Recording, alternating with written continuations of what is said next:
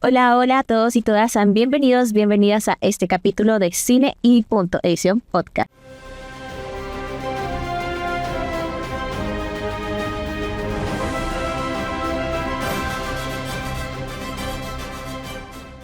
El día de hoy, en conmemoración con el 8 de marzo, vamos a hablar sobre el papel de la mujer en el cine y cómo este papel ha evolucionado. Mi nombre es Maricela Acuña y en el día de hoy tengo dos presentadoras que nos van a acompañar. Para abrir esta sección quiero hacerles una pregunta y es: ¿cuándo fue la última vez que ustedes vieron una película o qué película ustedes recuerdan que hayan visto y dijeran, wow, tiene buena representación femenina? Bueno, hola, mi nombre es Francesca Ceballos y bueno, por mi parte me gustaría mencionar dos películas que están dirigidas por la misma directora que Greta Gerwig, que serían Lady Bird y Barbie. Lady Bird, que toca el tema de la adolescencia, el crecimiento personal y la relación complicada que tener una madre con tu madre, y pues Barbie, que ha sido como mencionada bastantes veces por la representación que tiene de todos los matices de todas las mujeres y pues en este reto de alcanzar estos estereotipos o estas expectativas que tiene la sociedad de nosotras.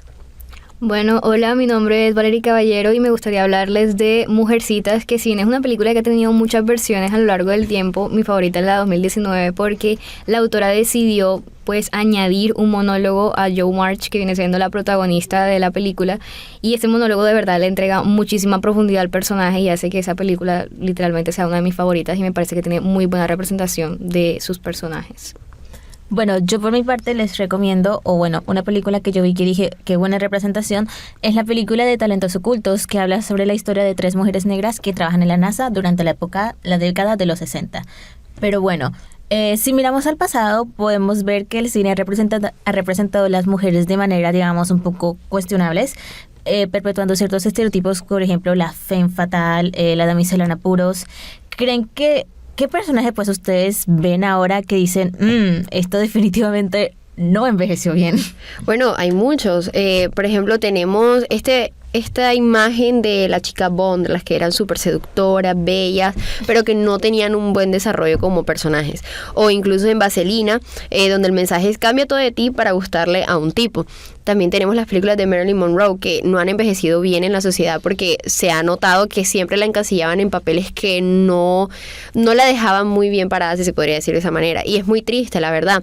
También tenemos otro caso como el de la película She's All That, que es así parecida como la de Vaselina, que es que ella tiene que cambiar porque es la chica nerda y tiene que estar con el chico popular, entonces ella cambia todo de sí para agradarle a este chico y pues no ha envejecido muy bien esa temática de películas. También tenemos otro que es, por ejemplo, en los años dorados de Hollywood, vemos que la mayoría de esos personajes femeninos están escritos desde una mirada muy masculina y vemos como actrices que tenían muchísima presencia, como Katharine Hepburn o Bette Davis, la mayoría de sus roles seguían girando en torno a los hombres y pues eso se perdía como que esa presencia que ellas tenían como actrices como tal. Y bueno, aquí entramos en la gran pregunta de cuáles son esos estereotipos femeninos más comunes en el cine clásico o el cine del pasado. Ya hemos hablado de la damisela en apuros, la femme fatale, pero también está la esposa abnegada, la mujer histérica o la secretaria enamorada. Y ni hablar de las damiselas en apuros, que ya lo hemos mencionado. El clásico necesita un hombre que me salve para ser feliz. Por ejemplo, Blancanieves o Aurora, que Aurora no aparece ni en la mitad de su película. Tiene 18 diálogos en una película donde ella supuestamente es la protagonista. Sí, o sea, están esperando que llegue un hombre pues a rescatarlas y pues esto no solamente de los cuentos de hadas, lo vemos en la mayoría de las películas de este momento e incluso las de hace, ¿cómo es? De las de ese momento y incluso de aquella época, exacto, y algunas de este tiempo en el que estamos. Y esto se daba más que todo como que por los valores sociales que había en ese momento y Hollywood lo que hacía era como que coger eso y ponerlo dentro de sus películas, que también el cine era como que una forma de entretenimiento que era muy cotidiana y muy fácil de acceder en ese momento. Y por ejemplo, vemos que en los años 50 ellos refuerzan estos valores sociales para ponerlos dentro de la mayoría de sus protagonistas y está la parte de la obsesión con la esposa perfecta. Como están saliendo de la Segunda Guerra Mundial en los años 50, se buscaba que como que la esposa fuera esa figura que de paz, de orden, de normalidad después de todo lo que sucedió. Y entonces pues claro, se le encasillaba a muchos personajes protagonistas que eran femeninos, pero se ponía en ese papel de esposa perfecta que buscaba volver a la normalidad. Claro, y esto seguía perpetuando estos estereotipos, porque si eso era lo que consumían las personas, pues eso se seguía replicando y se seguía viendo pues en el cine, porque ya era algo súper cotidiano.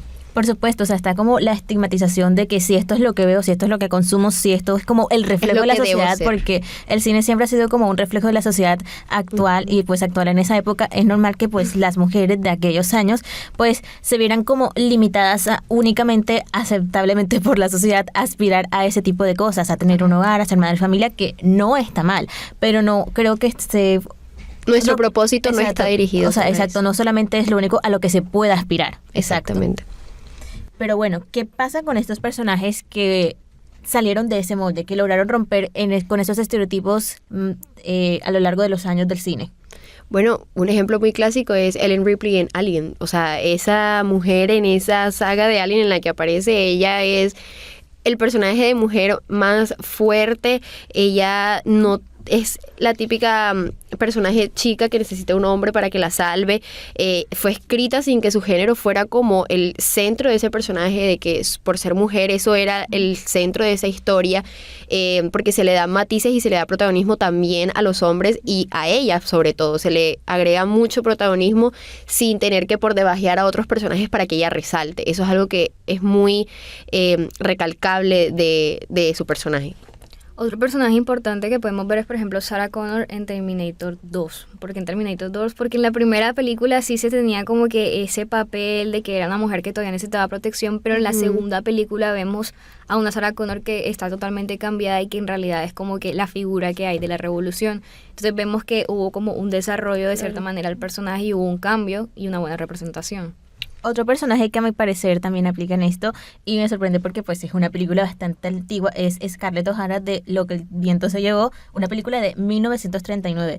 Scarlett es seductora, es manipuladora, se aferra a un amor que pues no tiene pues mucho sentido. Básicamente es una mujer que busca sobrevivir con lo que tiene en una época, en un mundo donde pues no está favorecida.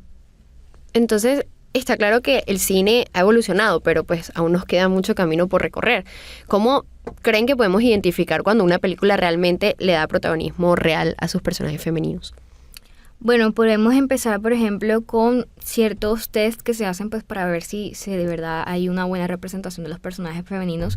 En este caso tenemos, por ejemplo, el Bechdel Test, que pues nos ayuda a detectar si las películas hay al menos 2 personajes femeninos que tengan nombre propio y que tengan una conversación entre ellas que sea de un tema distinto a un hombre. Y la verdad, parece que es algo muy fácil de pasar, pero no muchas películas lo pasan. Exacto, también tenemos que ver si estos personajes femeninos tienen una independencia, si tienen conflictos o historias que ayudan al desarrollo de la trama y que no están completamente ligados a un hombre. Exacto, no solamente es pasar el test, sino también hacernos las preguntas como sus decisiones impulsan a la trama o si tienen conflictos propios más allá de su relación con un hombre. Y pues otro punto clave, la diversidad. Muchas películas intentan hacer esto ahora de incluir esta mujer fuerte para solamente mostrarnos un tipo de personaje femenino en específico y querer como chequear de la lista eso de un personaje femenino fuerte, listo, ya cumplimos con diversidad. Pero pues la realidad es que queremos ver a mujeres que sean reales, mujeres humanas, que tengan diversas experiencias, diversas ambiciones, matices y diferentes formas de ser. Exacto, entonces cuando veamos películas, básicamente lo que deberíamos hacer sería analizar y ser espectadores conscientes, ver si una mujer o un personaje femenino, pues en una película tiene independencia, tiene una historia, tiene profundidad, no es un personaje plano, porque si queremos apoyar un cine que tenga buena representación femenina, como nosotras mujeres que nos debe importar eso, también tenemos que ser críticos, no solamente quedarnos con que vi esta película, sino tomar un poco más de acción de eso, ampliar la conversación, poner los temas sobre la mesa. Bueno, ahora creo que podremos profundizar un poquito en el Bechdel Test y qué películas hemos visto que no lo pasan o que lo pasan. Ya sabemos que tiene las 3 reglas básicas de que haya al menos 2 mujeres, que cada una tenga su nombre propio, que hablen de un tema distinto que no sea un hombre durante una conversación. Entonces, podemos hablar de que hay películas icónicas que la verdad nosotros amamos y que la mayoría de personas ha visto. Por ejemplo, El Señor de los Anillos no pasa este test. Star Wars tampoco pasa este test. Ni El Origen, que es una película muy buena. es Y muy o sea, triste. el hecho de que no pasen este test no No las las hace hace películas malas, malas, exacto. pero pues es un poco sorprendente cómo teniendo reglas tan simples, porque viéndolo en retrospectiva son básicamente muy simples de cumplir, no la pasan. Entonces algo faltaba, algo está faltando. Claro, pero pues también hay que preguntarnos, ¿pasar el Bechdel test significa que la película representa bien a las mujeres? Porque, por ejemplo, tenemos el caso de Crepúsculo. Bella Swan pasa este test, se supone, la película pasa el test, pero Bella Swan no es una representación femenina, un modelo de independencia a seguir, que digamos. No realmente. No. Exacto, y ahí es cuando entra como que la pregunta de que si de verdad queremos pasar el test solamente o si queremos hacer una buena representación femenina dentro de las películas, si queremos darles un protagonismo real. Entonces, también hay películas que sí lo pasan, pero que siguen teniendo ciertos problemas con la representación. Entonces, no de verdad nos muestra si algo es bueno o no es bueno directamente. Pero antes de entrar en esa discusión, hablemos un poco de cómo nació el Bechdel test y pues qué busca medir realmente el Bechdel test. Bueno, este test fue creado por una historietista en los años 80, Alison Bechdel, pues de ahí el nombre, que básicamente es más o menos, nació como un comentario sarcástico, ¿quién lo diría?, sobre la falta de personajes femeninos en las películas y que pues estén bien desarrollados más que nada. Pero bueno, y con el tiempo se convirtió como una especie de forma de medir la representación femenina en las películas. Entonces es como irónico ver cómo nació pues de Como una un tira chiste, cómica. ajá, exacto. Claro, porque si en una película hay más de un personaje femenino y no hablan entre ellos, o si hablan, no hablan sobre otro tema que no sea de hombres, pues algo está fallando, no hay que ponerlo en consideración. Bueno, y esto nos lleva a la pregunta como de que si pasar el Bechdel test de verdad significa que hay una buena representación femenina, y no necesariamente, porque es que es una herramienta que si bien es útil, sigue siendo un poquito que Básica. demasiado básica. Exacto. Entonces no mide si los personajes están bien escritos o si tienen profundidad o si de verdad son importantes a la historia. Por ejemplo, en Mad Max Fury Road, no solamente la película pasa el test, sino que también tiene a Furiosa, que es una protagonista muy icónica en estas películas de acción, y también hay películas que lo pasan, pero tienen esos personajes femeninos que siguen siendo muy planos. Pero también está el caso contrario que, o sea, no pasa el test, no cumple el test, pero no por eso hay mala representación. Por ejemplo, en la película de Gravity, el personaje de Sandra Bullock no pasa el test básicamente porque es la única mujer en la película, Ajá. pero eso no significa que sea mala. Es más, su personaje es una protagonista compleja, completa, es inteligente, busca la forma de solucionar pues el conflicto donde ella se ve metida y pues no pasa el test, así que no es lo único que está en juego en este caso. Exacto, entonces el Bechdel test es solo un punto de partida.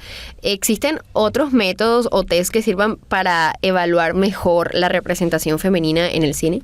Bueno, sí. Por ejemplo, existe el test de Mako Mori, que nació como una respuesta al Bechdel test y que mide si una película tiene al menos una mujer que tenga su propio arco narrativo y que, pues por lo tanto, también sea independiente de los hombres. Ujú. Entonces, también tenemos otro que es muy chistoso y es el test de la sexy lamp. Y básicamente lo que dice es, si uno puede reemplazar a un personaje femenino,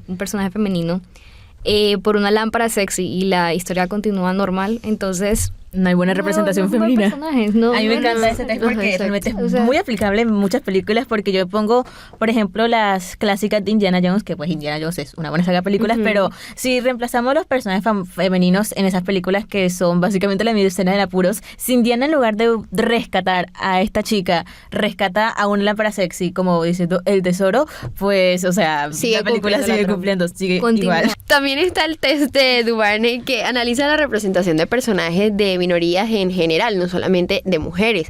Y pues últimamente ha surgido críticas refiriéndose como a la pregunta, ¿está la historia escrita desde la perspectiva femenina o seguimos atrapados en esta mirada masculina o el male gaze? Para identificar si hay una buena representación femenina podemos tener en cuenta los siguientes puntos clave. La protagonista tiene un desarrollo profundo con motivaciones y aspiraciones y conflictos propios.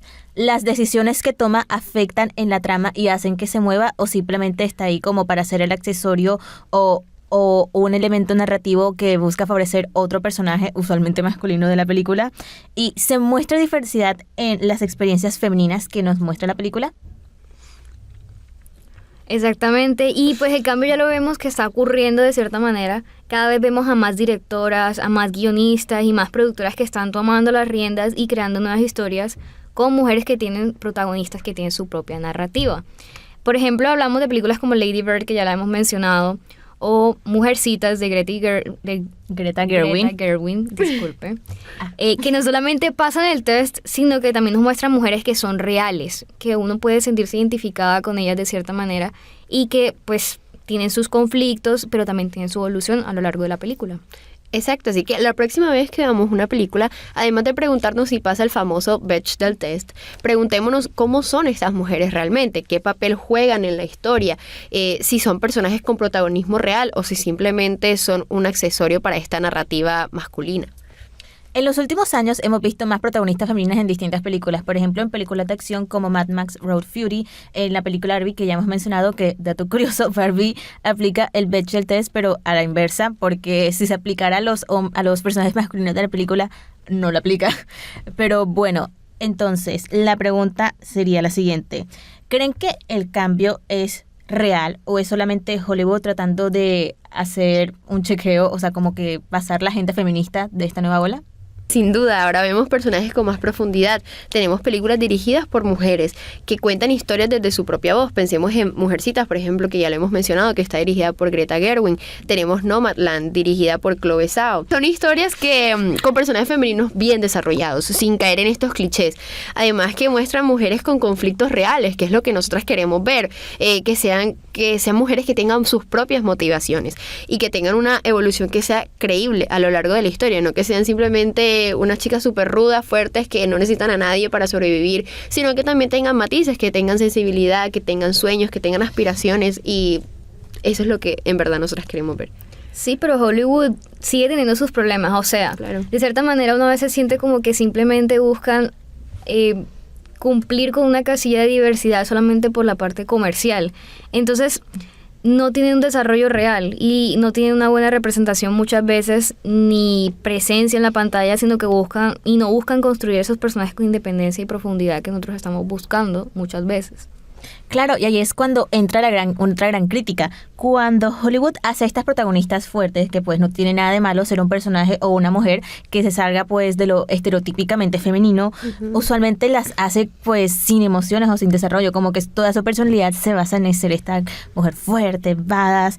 Entonces, ¿no les pasa que pues ven personajes que son como femeninos, pero solamente son mujeres rudas y que no, como que no sienten nada, como que ese es solamente su rol y se siente bastante poco real? Exactamente, siento que muchas veces se confunde esto del empoderamiento con hacer personajes invencibles, que no tengan vulnerabilidad, que no tengan sensibilidad, no tengan emociones, no tengan profundidad, defectos, no tengan conflictos, sean como demasiado la Mary Sue. Sí, como si ser fuerte significara no tener emociones o algún tipo de conflicto interno, pero pues el verdadero protagonismo real que queremos ver es que nos muestren a mujeres con matices, con momentos de duda, de miedo, de crecimiento. Pensemos, por ejemplo, yo lo veo de esta manera en el caso de Aurora, en la película de Maléfica, la de live action que sacó Disney. Ella, a pesar de que en su película original de La Bella Durmiente ella no tiene representación y la verdad que su personaje solamente se basa en que el hombre venga y la salve, en este caso de Maléfica siento que mantuvieron su personalidad dulce, su búsqueda para salir al mundo, su inocencia y todo esto, y ella tiene aspiraciones distintas al amor. Ella quiere conseguir al príncipe, pero también le muestran con otros matices, por ejemplo, que ella es valiente también, o sea, dentro de su propia dulzura y su propia inocencia, ella es valiente, y eso no la hace menos representativa, no la hace menos mujer real, si se podría decir de esta forma. Entonces eso me gusta mucho, que no la quisieron hacer como la mujer que se salva sola, como en el caso de Blancanieves, que cambiaron mucho su historia y ahora es como que ella se salva sola, no está el príncipe. En cambio con Aurora me gusta que mantuvieron esto, pero sin quitarle a ella su propio protagonismo y sin quitarle su esencia. Sí, exacto, y sin dejarla plana. Eso es un mejor personaje que su versión original de los años 50, pero mantiene la esencia. Exactamente. También es muy refrescante ver que hay a veces películas que sí están bien, pues que tienen protagonistas que están bien escritas. Por ejemplo, tenemos Everything Everywhere All at Once. Sí. Todo en todas es partes muy largo al mismo tiempo. Es muy largo ese título. Sí, la verdad, sí. Que es una historia de Emily Wan que es poderosa, pero que también se muestra humana muchas veces, que tiene dudas, que tiene emociones, que tiene relaciones complejas y que no es simplemente fuerza, sino que también es un gran ejemplo de cómo se puede representar a una mujer con un protagonismo real sin caer de nuevo en los estereotipos.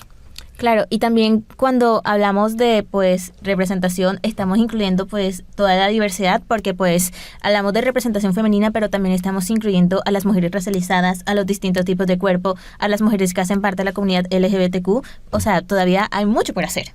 Exactamente. La mayoría de las protagonistas son blancas, hegemónicas, delgadas, heterosexuales. Y pues sí se ha avanzado un poco, como hemos mencionado, pero es muy mínimo en comparación con lo que debería ser.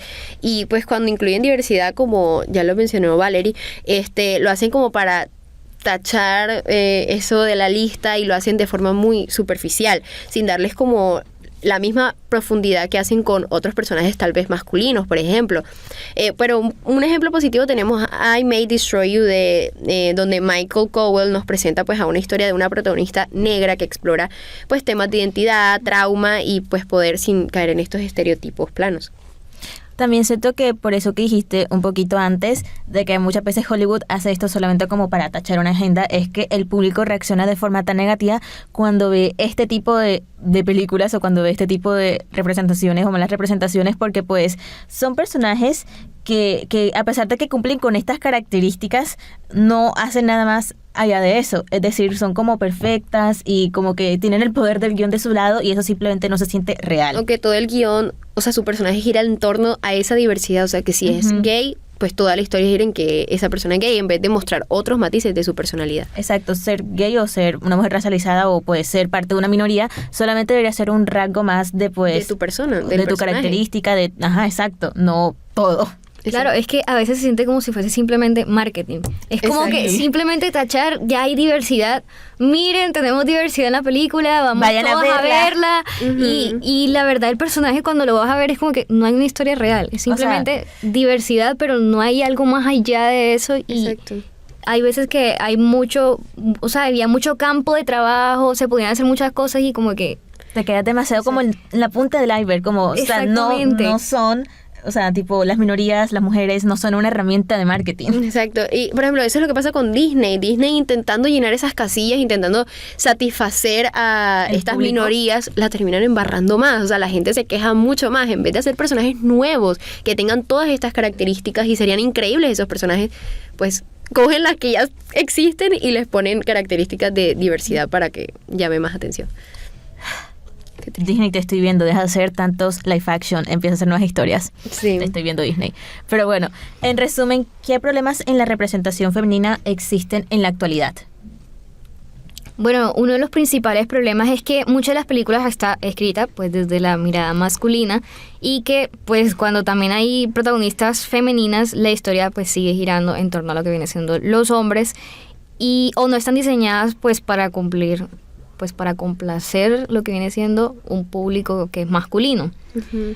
Una forma de mejorar esto puede ser, por ejemplo, apoyar a las directoras, a las guionistas, a todas estas personas que están haciendo y que están creando historias pues para generar un cambio y que estamos viendo de verdad una perspectiva que es auténtica y que es femenina. Exacto. No, sí, dale. Okay. Exacto, también hay un problema de diversidad de géneros y roles, como hemos mencionado. No todas las mujeres en el cine tienen que ser varas o rudas para que sean buenas protagonistas o que sean representativas. Queremos pues historias variadas, la verdad, o sea, mujeres en comedias, en dramas, en thrillers, en todo tipo de papeles sin caer en los estereotipos, que es lo que hemos estado mencionando. Un gran ejemplo es Frances Ha, donde el personaje principal es una mujer común, una mujer como cualquiera de nosotras, con sueños, con fracasos, y no tiene esa necesidad de ser la heroína de acción para poder ser interesante. Así que, bueno, nosotros como espectadores podemos hacer nuestra parte siendo más críticos con lo que consumimos y apoyando aquellas producciones, aquellas series, aquellas películas que tengan una muy buena representación femenina. Porque pues nosotros aquí, desde el otro lado de la pantalla, también podemos hacer nuestro granito Tenemos de el arena. poder. Exacto. Ajá. Pero bueno, para ya cerrar, quiero hacerles una pregunta. Ya lo hemos hablado bastante en este podcast, pero... Sí. ¿Por qué creen que es importante que se hablen de estos temas? Sobre todo pues en este día de hoy que es como el Día de la Mujer. ¿Por qué es importante la buena representación femenina en el cine?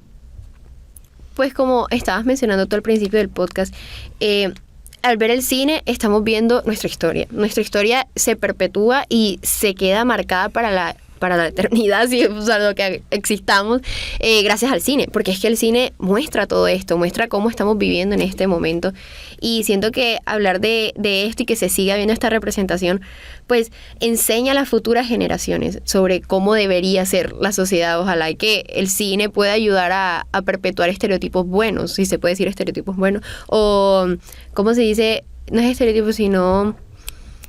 Ay, se me fue la palabra.